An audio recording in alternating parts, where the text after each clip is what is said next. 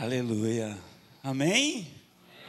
Glórias a Deus. Louvado é o nome do Senhor por mais essa oportunidade que Ele nos dá de estar na casa dEle para adorá-lo, para louvá-lo, para bendizer o seu nome.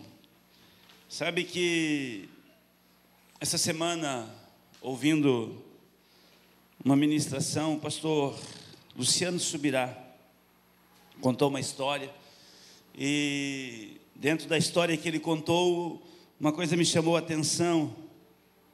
Foi quando ele usa uma ilustração para dizer, e a primeiro momento foi um pouco chocante, e ele diz assim que Deus não quer que você esteja aqui.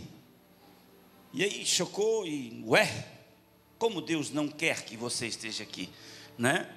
A intenção dele era chocar realmente dentro da ministração, e ele conta uma história, e no final daquela história ele diz: o que Deus quer é que você queira estar aqui.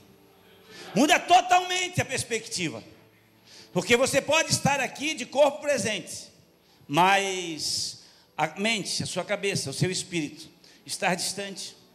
E não é difícil, talvez aconteça só comigo, de muitas vezes nós estarmos em um lugar, ou na igreja, ou em oração, e quando nós nos pegamos, a nossa mente está longe, está divagando, está passeando, né? Em lugares híbridos. Não sei o que quer dizer híbridos, mas combinou agora aqui, ficou bonito também, né? Assim, né? E você, quando se pega, já foi, o pensamento já foi, e aí você tenta trazer ele de novo. Mas quando você quer estar no lugar, quando você deseja, que você não veio aqui, né, simplesmente porque o pastor mandou, né, já essa é a 13ª mensagem, eu vou, quem sabe ele me deixa, né, tranquilo, ou de tanta saudade já, de não sentar nessas cadeiras lindas, e aí você, não, hoje eu vou, né, mas que não seja essa a sua intenção hoje aqui, que você realmente tenha desejado estar nesse lugar, que você realmente deseje estar na presença do Senhor.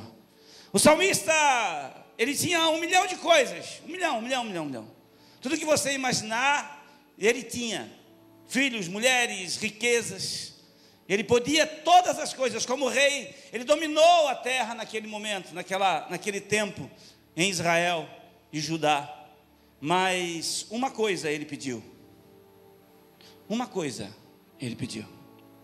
Ele tinha homens tão loucos que andavam com ele, que eram tão apaixonados pelo rei, por ver o propósito de Deus sobre a vida dele, que um dia ele disse: quem me dera tomar água das fontes que estão em Israel.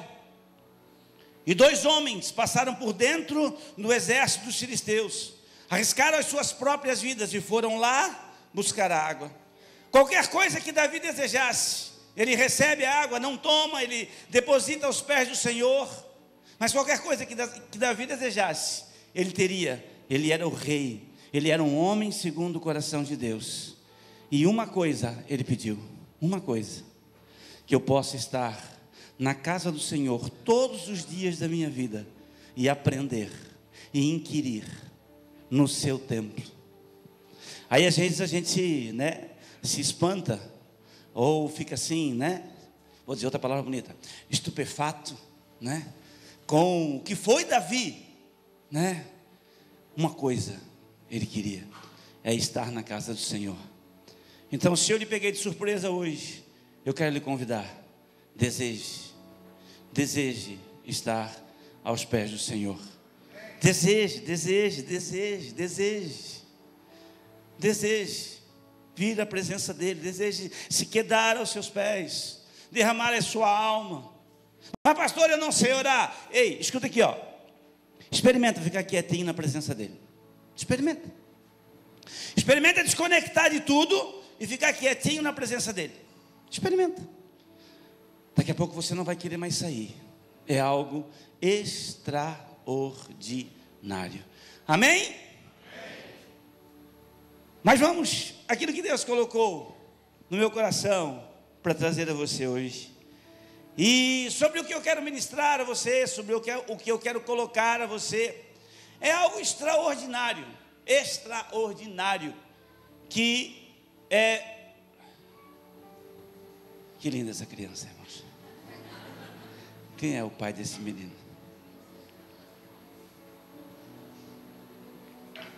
É algo extraordinário e que dela depende todas as mudanças na nossa vida. E é uma palavra tão pequena, mas de um poder extraordinário. E essa palavra é atitude. Atitude. Simples assim.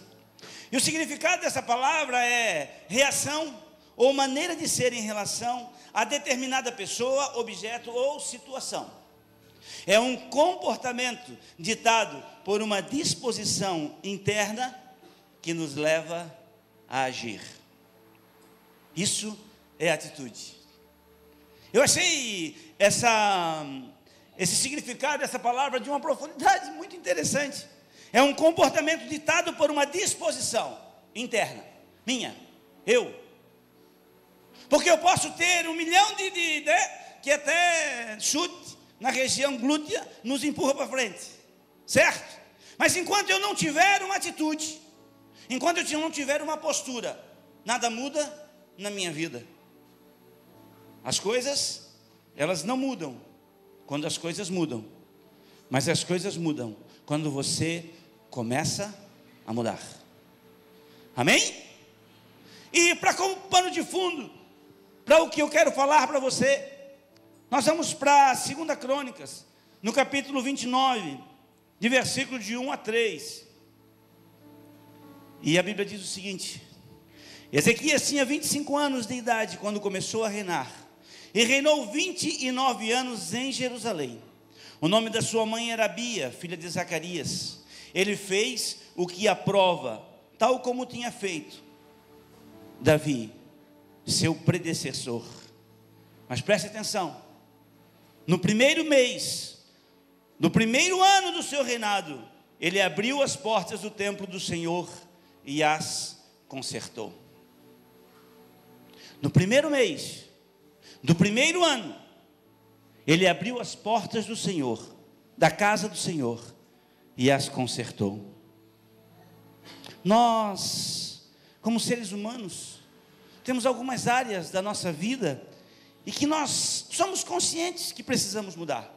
Somos conscientes que nós precisamos de uma atitude, situações, pesos, medidas, forma de viver, relacionamentos. Porém, nós estamos prontos para reclamar. Nós estamos prontos para lamentar o infortúnio desse momento em que eu estou passando. E não raras vezes achamos alguém culpado, e com muita propriedade, e com razão, pela situação em que nós estamos. Mas toda mudança, ela gera um desconforto. Toda mudança, ela gera um atrapalho. As mulheres, elas, né? As mulheres não, né? Cada um fala da sua, né? Mas elas têm as manias, às vezes, de mudar as coisas, de mudar. Muda para lá, e quando não tem nada para mudar, elas viram a cama, bota a cama do avesso. A cama é assim, eles pegam e viram a cama assim. Graças a Deus, hoje não acontece mais, nós trocamos de quarto, eu estou no quarto menor, né? Por causa dos meus 2 neném, precisavam de 2 camas, então a minha cama não dava para virar. Mas tinha noite que eu não dormia, porque a Janice pegava a cama dela e botava assim, e o guarda-roupa de 6 portas, ela empurrava sozinha, dava um jeito de virar, e quando chegava estava aqui.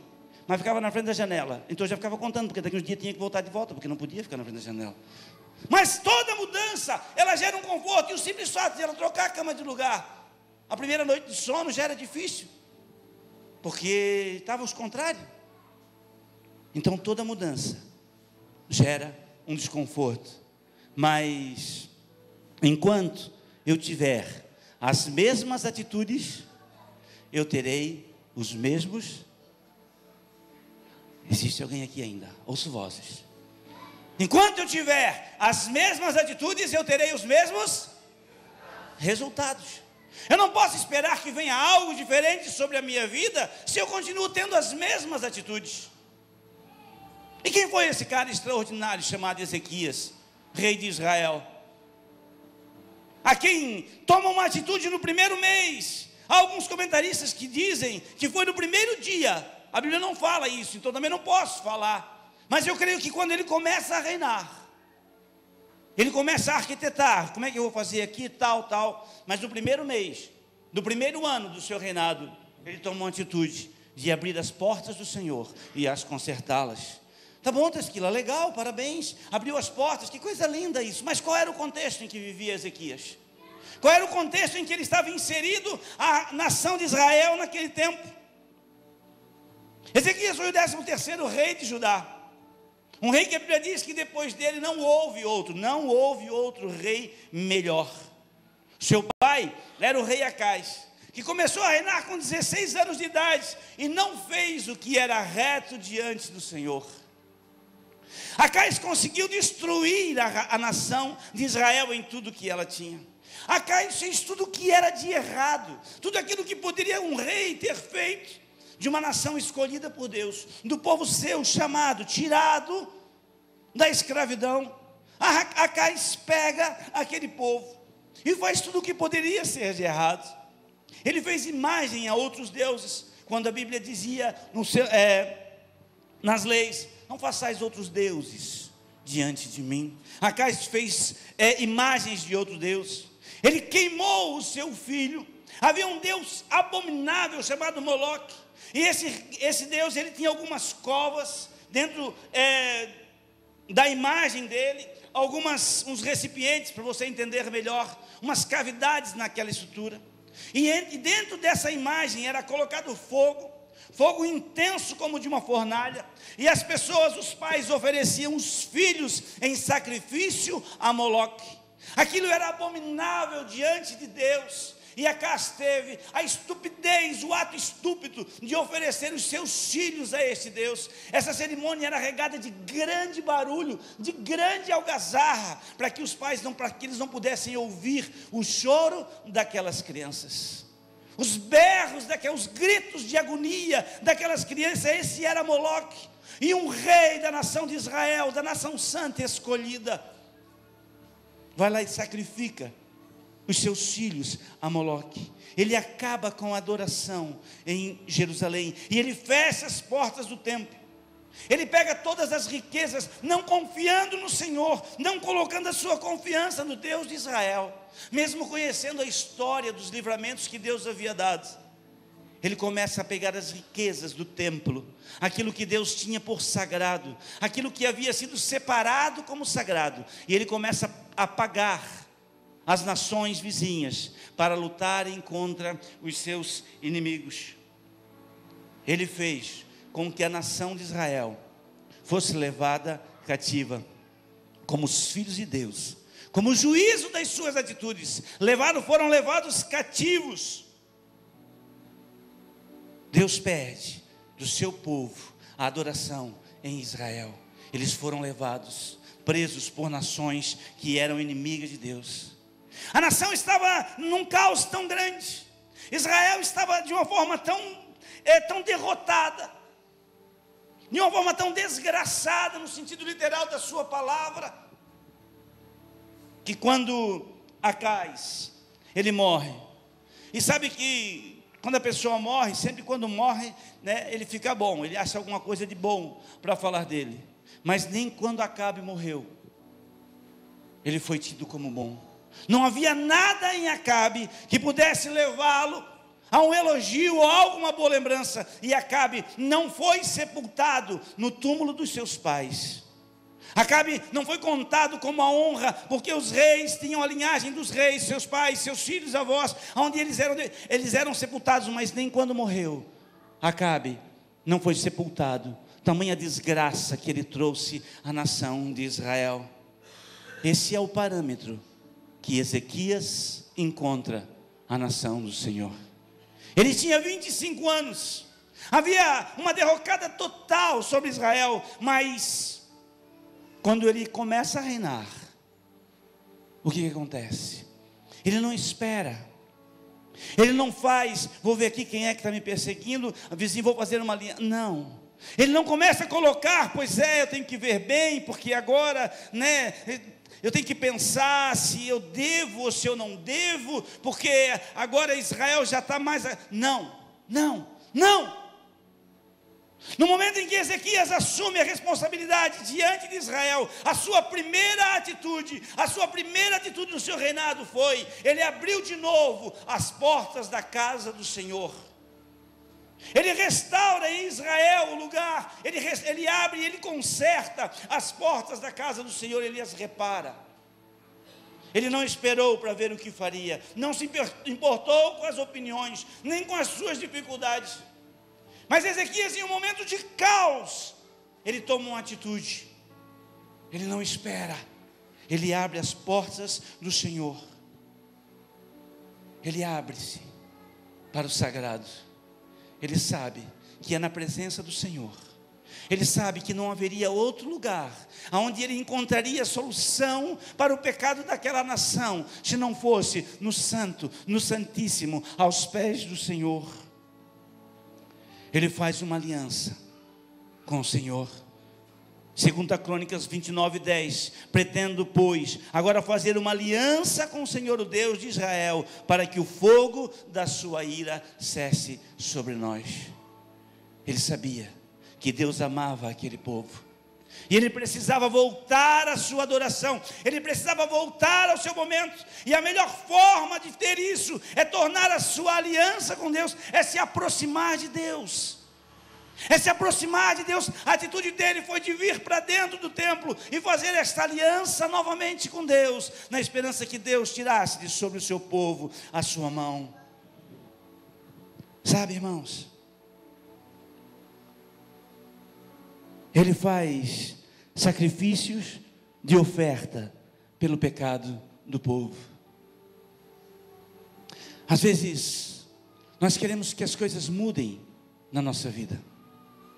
Às vezes nós queremos que as coisas, de um momento para o outro, acabou, hoje estava mal.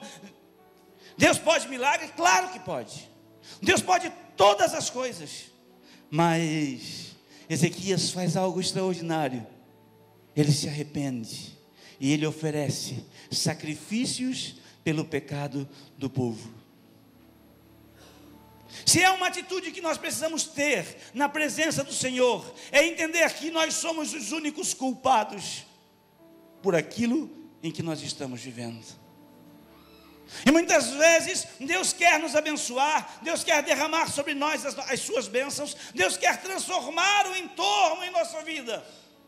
Mas Isaías disse que os braços do Senhor não estão encolhidos, nem seus ouvidos agravados, para que não possam nos ouvir. Os seus braços não estão encolhidos para que não possam nos ajudar, mas as nossas transgressões fazem separação entre nós e o nosso Deus. E Ezequias toma uma atitude: eu preciso consertar o meu altar.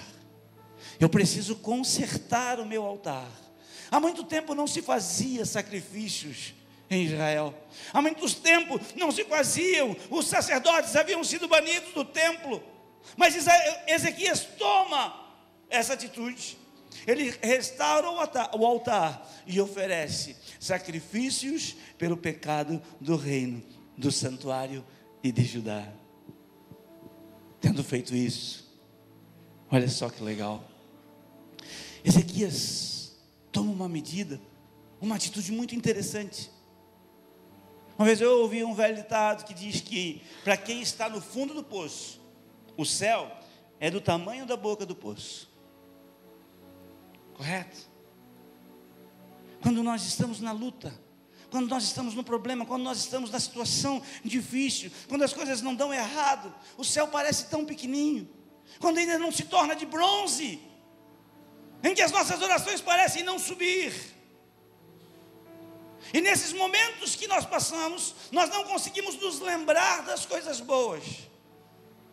A esposa de Jó, quando diz a Jó: ei, amaldiçoa o teu Deus e morra, homem. Não era fácil a situação da mulher de Ló. Perdeu tudo, os filhos, as riquezas, a casa, seu marido canceroso, cheio de úlcera. mas já olha para ela assim: tá, legal, nós recebemos o bem de Deus e não queremos receber o mal? Nos momentos de dificuldades da nossa vida, quando nós precisamos tomar uma atitude, e muitas vezes essas dificuldades, elas não são só financeiras, elas não são só de relacionamentos, mas talvez a nossa maior dificuldade seja estar longe de Deus, estar fora do seu amor, não estar congregando, não estar num ambiente onde há graça, porque as portas do templo podem estar abertas, a porta da graça pode estar aberta, mas se o seu coração estiver fechado, ela não irá lhe alcançar. Mas Ezequias, mesmo naquela situação em que eles estavam, ele celebra a Páscoa. Ele celebra a Páscoa. Ele traz à memória do povo as maravilhas que Deus tinha feito. Quando eles celebravam a Páscoa, havia a festa das cabanas das tendas, onde o povo de Israel lembrava do tempo que passaram no deserto. Vinham à memória deles o tempo em que eles estavam presos no Egito. O povo de Israel, a nação de Israel, é uma nação que traz a sua história como algo de muito forte, muito interessante. Eles não deixam que se apague da memória. E quando Ezequias traz de novo a Páscoa, ele começa a trazer ânimo ao povo e dizer para ele: Deus já fez maravilhas no meio de nós. Deus já mandou maná do céu, Deus já mandou cura, Deus já mandou água em meio ao deserto, Deus não deixou que os nossos chinelos faltassem, a nossa roupa não envelheceu, os nossos pais não adoeceram no caminho. Ezequias traz de novo a celebração dentro de Israel. E ele chama o povo também a algo extraordinário. É Bíblia isso, não é jargão do pastor. Ele chama o povo a ofertar. Em tudo que ele empreendeu no serviço do templo, na obediência dos mandamentos, ele buscou a Deus, trabalhou de todo o coração e por isso prosperou. Ele sabia que se o povo se voltasse a Deus e começasse a ofertar para a restauração do templo, para a restauração da nação, Deus viraria o seu cativeiro, e sobre a nação de Israel novamente viria a bonança, viria um tempo de prosperidade, viria um tempo de alegria. E agora sim, com a nação restaurada, Ezequias começa a adorar ao Senhor, começa a louvar ao Senhor. A nação agora está cantante, eles estão virados agora, não há mais cativeiros. Deus restaurou de Israel tudo aquilo que Deus havia projetado para cima dele, tudo aquilo que Deus havia sonhado com a nação de Israel. Ezequias, com uma atitude, ele não esperou, ele fez com que o povo retornasse. Só que preste atenção comigo uma coisa: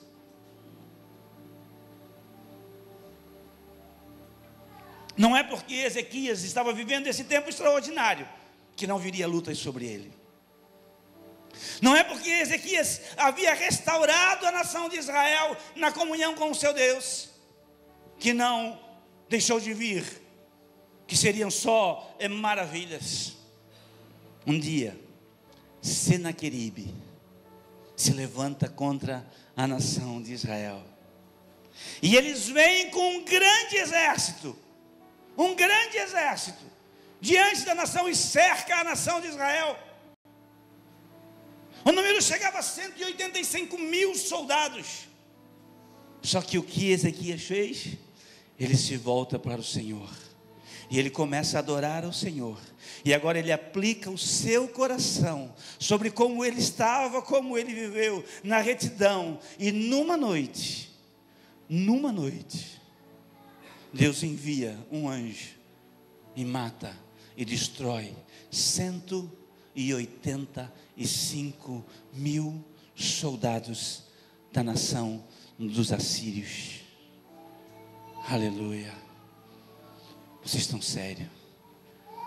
Mas eu quero te dizer, para uma pessoa que toma uma atitude de andar com Deus, para uma pessoa que se posta diante de uma situação mais difícil que seja, da realidade que esteja, por mais que nós não vejamos nenhuma esperança naquilo em que nós estamos trabalhando, Mas a partir do momento em que nós tomamos uma atitude, uma postura diante de Deus, ei, o anjo do Senhor peleja por ti. O anjo do Senhor se levanta. A atitude é não deixar para amanhã o que você pode fazer hoje. Até porque não existe amanhã. Quando ela chegar, já é hoje. Atitude não é algo que você pode protelar. Atitude não é algo que você pode dizer assim, não, mas quem sabe um dia, né, se o sol e a vida, e nós temos, inúmeras desculpas para dar, para as mais diversas circunstâncias, mas a atitude é algo que você precisa tomar. É fácil? Não é fácil. Não é fácil, porque se fosse fácil, qualquer um fazia. Mas ela está para pessoas, homens e mulheres, a quem Deus chamou, como eu e você, que precisamos mudar o entorno do que nós estamos vivendo. Precisamos mudar a nossa realidade. Precisamos mudar algo que está acontecendo, seja no nosso emprego, na nossa família, na nossa vida sentimental, seja o que for.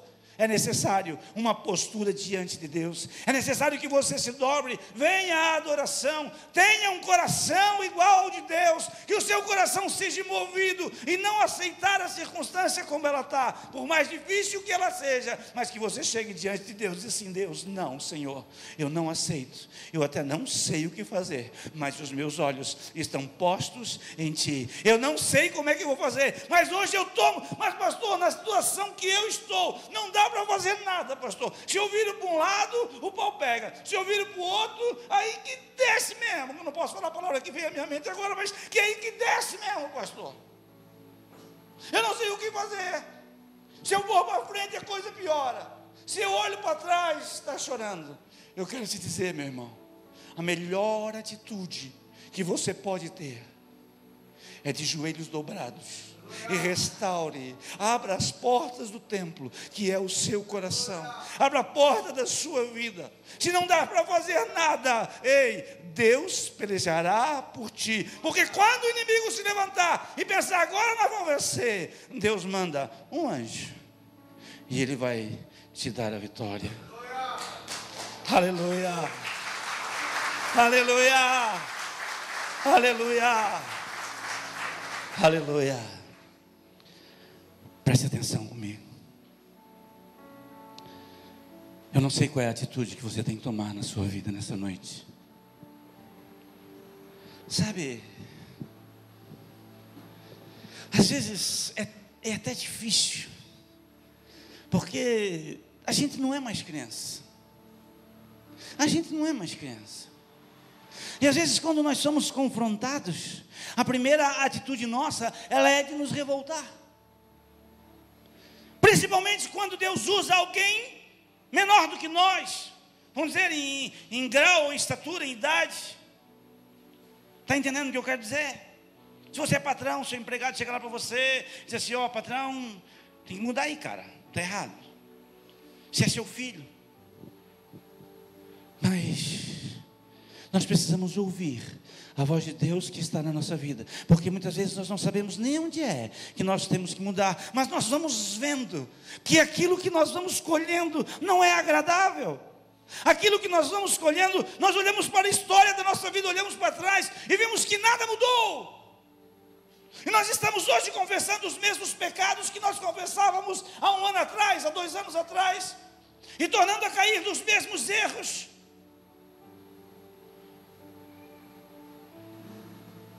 Porque não tomamos uma atitude diante de Deus e nos posicionamos, Deus, eu não sei o que fazer, mas os meus olhos estão postos em Ti. E Ele é Pai, Ele é Pai, Ele é Pai. E não há nenhum pai que está aqui dentro que, em ver os seus filhos desesperados, não os acolhem e encostam sua cabeça no seu peito e choram juntos. Não há nenhum pai aqui que, se o seu filho for ameaçado na rua ou na escola, que não se levante e diga que não, camarada, meu filho não é órfão, ele tem um pai, e não vai lá para tentar resolver a situação. Não há nenhum pai aqui que, em ver o seu filho ter necessidade e poder fazer alguma coisa, não faz pelo simples fato de não querer fazer. Não, eu não creio. Se vós sois maus, sabeis dar boas dádivas aos vossos filhos, quanto mais do vosso Pai que está nos céus. Há um mundo preparado para você. Há coisas que você nem imagina, que Deus não desceu ao nosso coração, os olhos não ouviram, os ouvidos não ouviram. Aquilo são as coisas que Deus está preparado para aqueles que amam a Deus. Mas o que é que Deus espera de mim e de você? Uma atitude, uma postura. Basta, deu. A partir de hoje, eu faço uma aliança, eu abro o templo, eu trago à memória as coisas boas que o Senhor fez por mim. A partir de hoje, eu não sou mais o mesmo. E a história, isso sei lá, deve estar fazendo 5.000 anos, eu não sei, eu não pesquisei o tempo em que isso aconteceu. 5.000 não, 2.000, 3.000 anos que isso aqui aconteceu. Mas hoje eu estou trazendo a você a história de um homem que resolveu tomar uma atitude e que foi feliz. Daqui 5, 10, 15, 20 anos, eles vão falar de vocês. Olha, eu conheci um camarada em tal lugar que durante muito tempo ele passou assim, assim, assim. Mas um dia ele tomou uma atitude e a vida dele mudou. Olha, segue o exemplo do fulano. Porque olha, ele chegou onde ele queria chegar. Deus o levou. Eles vão falar de você pela atitude que você tomou. A minha oração hoje é que Deus nos convença. Que Deus nos convença. Que do jeito que está, não dá para ficar. Que do jeito que está, não dá para ficar. Que você precisa tomar uma atitude. Tome uma atitude em relação ao seu vício. Tome uma atitude em relação a forma como você congrega. Tome uma atitude na forma como você trata as pessoas. Tome uma atitude em relação à vida que você leva. Porque Deus quer fazer na sua vida algo extraordinário. Fique de pé comigo, em nome de Jesus, tá? Aleluia. Alguém abre o microfone da Milena para mim. Eu quero que você pense nisso que Deus falou conosco nessa noite. E mais do que isso, você pense como é que você vai começar. Se não tiver outro jeito, apesar que esse está certo de qualquer forma, mas comece de joelho. Comece de joelho. Dobre os teus joelhos. Mas não saia daqui hoje como você entrou. Dá-me um coração igual ao teu, meu mestre.